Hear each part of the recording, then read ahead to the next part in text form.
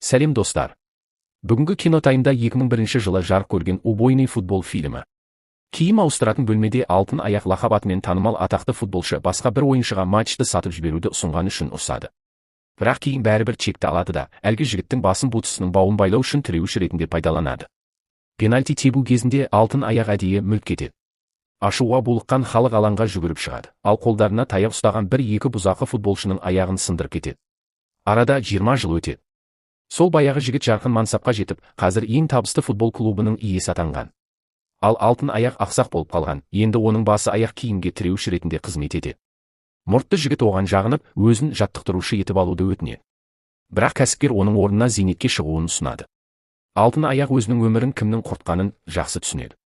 Ал Хэнк оның аяғын сындырған бұзақыларды дәл өзі жалдағанын мойындайды. Мас күйдегі қарт сәтсіздікке ұшыраған адам көшеде келе жатып, шпагатқа отырып отырған тазалықшыны көреді. Ол футболшыны допқа дұрыс теппеген үшін сынайды. Сонымен қатар мұртты жігітке өзінен кунг-фу сабақтарын алуды ұсынады. Дәл қазір ол жекпе-жек өнерін кеңінен насихаттаудың әдісін іздеп жүр. Өйткені кунг-фу күнделікті өмірде де көмектесе алады. Тепе-теңдік техникасы банан қабығына тайып кетпеуге мүмкіндік береді. Қиратып жіберетін алақан техникасы көлікті оңай тұраққа қоюға көмектеседі. Ал найзағайдай жылдам қылыш техникасының көмегімен бұталарды 1 минутта қырқып тастауға болады. Алтын аяқ өзін бір қаңғыбас мүгедек деп атағанына ренжіп, әлгі жігітке бос банка лақтырады. Ол банканы теуіп қалып, көкке қарай ұшырып жібереді. Ақымақ қулық деп пысқырды мұртты жігітте, әрі қарай жүріп кете барды. Син жаңа аяқ киім алуды армандайды, бірақ ақшасы жоқ болғандықтан, оған дүкеннің витринасына қарауға да мүмкіндік бермейді. Кунг-фу шебері еш қиналмастан ауыр тоңазытқышты 10 шақты метр жерге теуіп жібереді.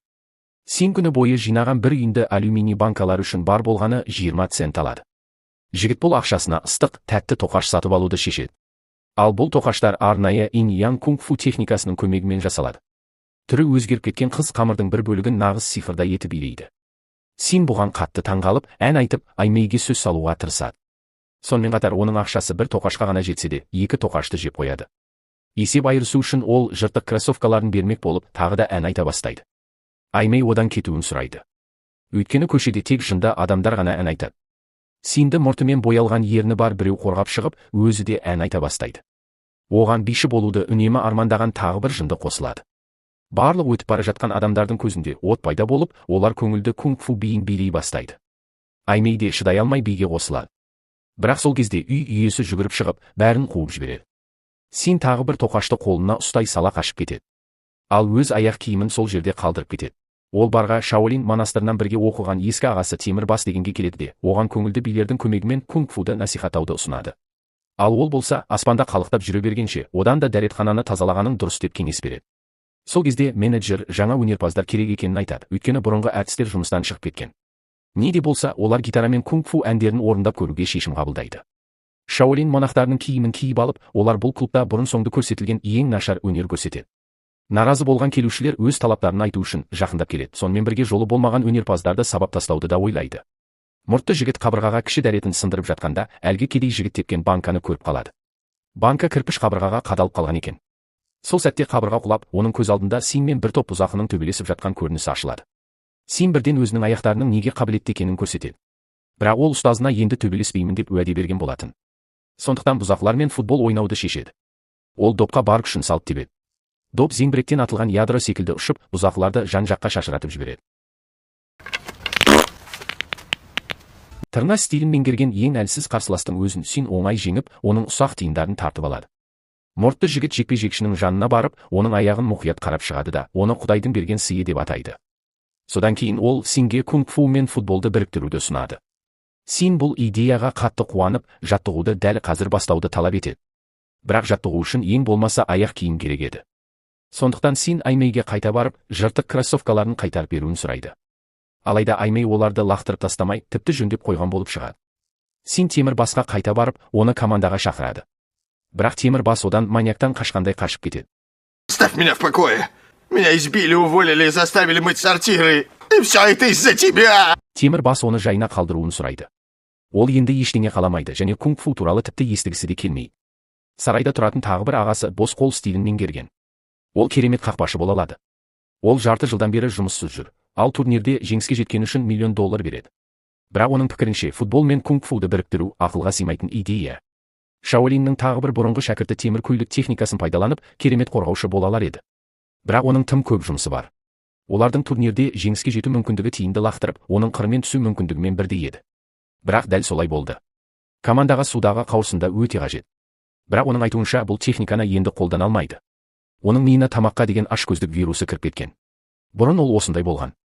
Ал қазір ол қауырсын емес, жалқау шошқа.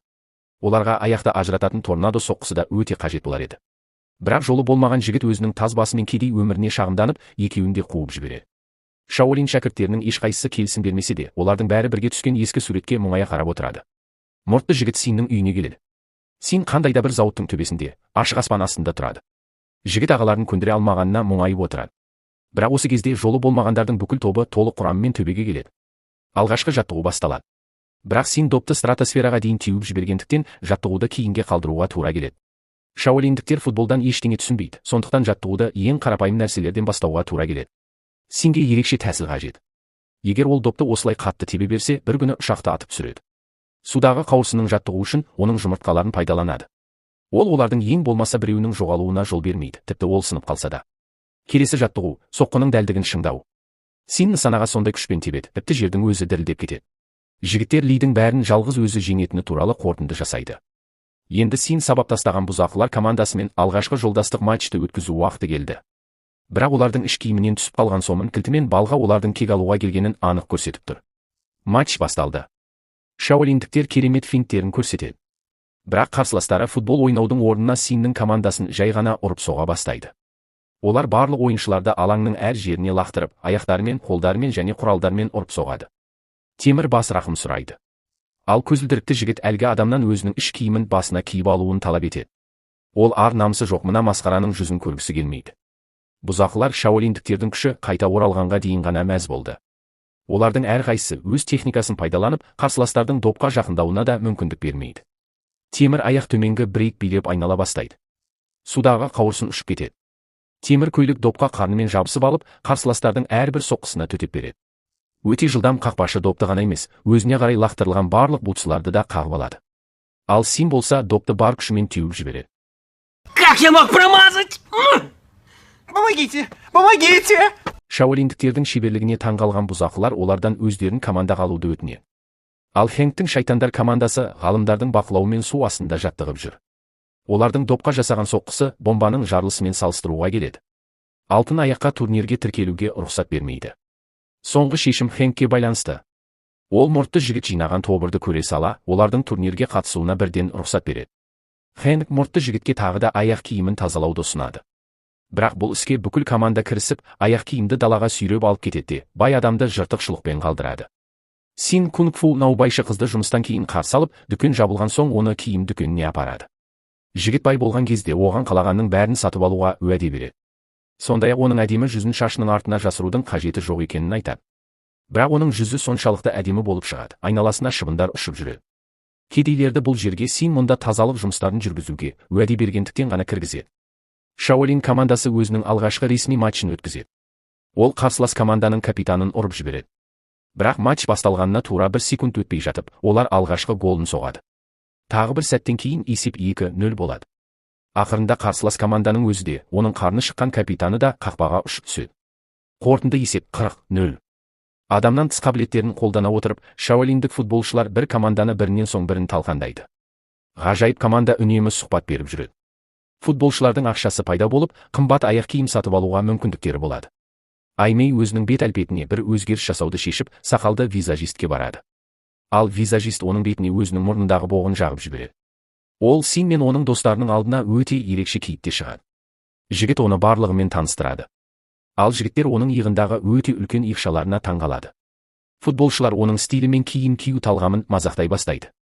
Басында ол олармен бірге күледі, бірақ кейін ашуланып, Синнен өзіне тиіспеуін сұрайды. Сол кезде үй иесі жүгіріп келіп, Аймейді елестеп атап, оның шашынан тарта бастайды. Жігіттер Аймейді қорғап шығады. Оны қорлаудың қажеті жоқ, ол жақсы көрінеді. Қыздың өзіне де осындай түрі ұнайды. Ал жүрексіз үй иесі тағы да қол жұмсамақ болғанда, Аймей кунг-фудың көмегімен оны жерге отырғызып қояды. Аймей Синнен оны жақсы көретін көрмейтінін сұрайды. Жоқ, әрине. Біз жай ғана доспыз. Если порвутся кроссовки, я починю. Не надо. Старые кроссовки я буду выбрасывать. Сезімсіз Син Аймейді жылатып қойды. Футбол алаңындағы келесі қарсылас жалған мұртпен сақал жабыстырған қыздардан құралған команда болды. Оның үстіне олар жай қыздар емес, қалықтап ұшатын ушу шеберлері еді. Бірақ бір мәселе болды. Брюс Лиге еліктейтін қақпашының қақпасына олар өмірінде гол соға алмайды. Ол тіпті допты өзі олардың қақпасына теуіп кіргізді. Хэнк жаттықтырушыны командасымен финалға жеткенімен құттықтап, оған тағы да финалдық матчты көп ақшаға сатып жіберуді ұсынады. Оның орнына оның ойыншылары шайтандар командасының құрамына кіре алады. Бірақ оған да командасына да ақша керек емес. Олар чемпионатты жеңуді қатты қалайды. Жолға шығар алдында Син Аймейге соғып кетеді. Бірақ оның орнына үй иесін кездестіреді. Аймей! Она умерла. Как ты умерла? Я убила ее. Шын мәнінде Аймей әрине өлген жоқ. Бірақ оны жұмыстан шығаруға тура келді, өйткені оның тоқаштары ащы әрі тұзды болып кеткен. Оның бәрі тамақ дайындап жатқанда жылап, көз жасы қамырға тамғандықтан болды. Шаолиндіктердің командасы бүгін кубокты өздерімен бірге алып кету үшін алаңға шықты. Олар әдеттегідей допты ойынға қосты, ал Син оны аса қатты соққымен қақпаға бағыттады. Бірақ шашы түсіп қалған қақпашы допты тым оңай тоқтатты. Син тағы бір рет соғуды ұсынады. Бірақ допты қақпаның жоғарғы бұрышына дәл бағытталған соққыны да ол үшін тоқтату қиын болмады. Сонда Син үшінші соққысына бар күшін салды. Бірақ бұл жолы да қақпашы селт етпеді. Бұған футболшыларды нағыз қобыжықтарға айналдырған жаңа америкалық анаболиктер себеп болды. Оған қоса, Хвангтың жағында төреші, қапталдағы төрешілер, тіпті бүкіл футбол қауымдастығы жұмыс істеп жатты. Енді бос қолдың төзімділігін тексеретін кез келді.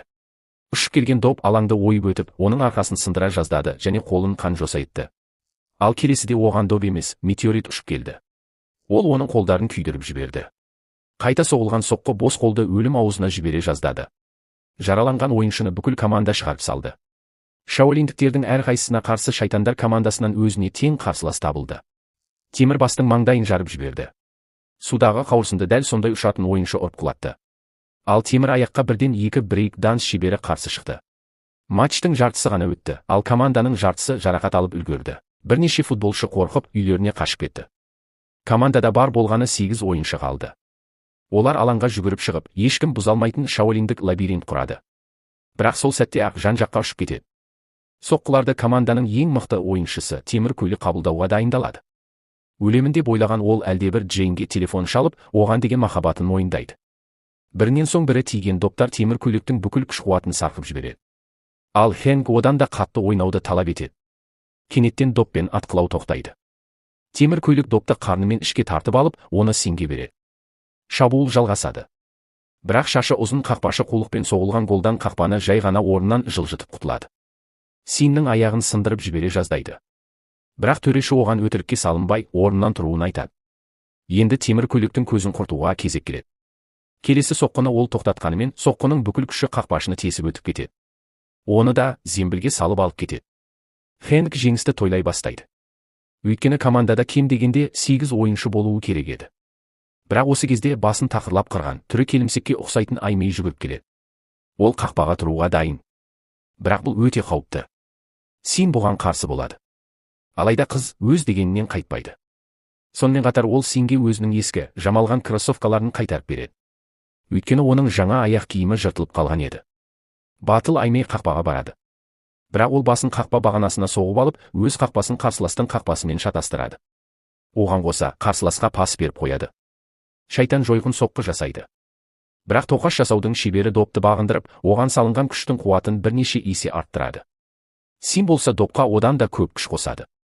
Табиғи апатқа ұқсас соққы футбол алаңын қиратып, шайтандарды жан-жаққа шашыратады, ал шашы ұзын қақпашыны қақпасымен бірге ұшырып әкетеді.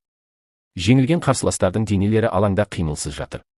Шаолин командасы турнирде жеңіске жетеді, ал шайтандар анаболик қабылдаған үшін дисквалификацияланады. Хэнк ласайла тәсілдері үшін футбол қауымдастығынан шығарылады.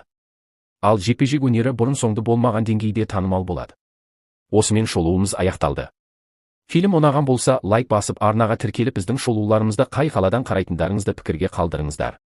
Келесі кинотаймда кездескенше сау болыңыздар.